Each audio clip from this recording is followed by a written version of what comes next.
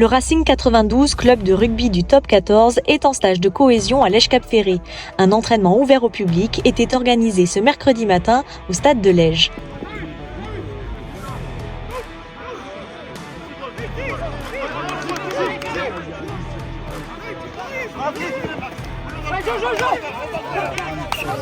On est à un moment un peu charnière de la saison puisque le tournoi de destination vient de se terminer. Donc on a passé à peu près 6 à 8 semaines en effectif un petit peu disparate avec des joueurs qui font les allers-retours entre les équipes nationales, leurs différentes sélections nationales. Et donc l'idée c'était aussi de recréer un peu de dynamisme et de connexion collective au sein du groupe. Et pour ces raisons-là, on a décidé d'organiser donc un stage qui mariait à la fois l'aspect cohésion et l'aspect préparation pour les échéances qui viennent dans les semaines à venir. Et on a de suite pensé au bassin d'Arcachon pour essayer de prendre le soleil qui est souvent présent ici.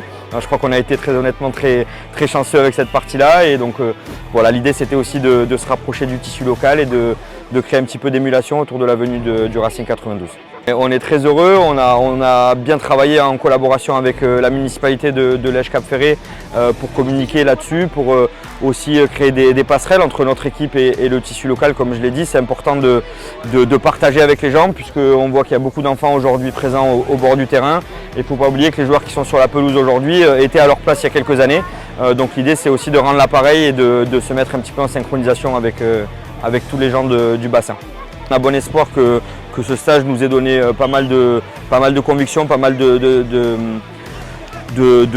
cohésion aussi pour pouvoir affronter ce gros adversaire qui est l'ASM Clermont, notamment dans son bouillant stade Marcel Michelin. Ça va être un gros challenge pour l'équipe.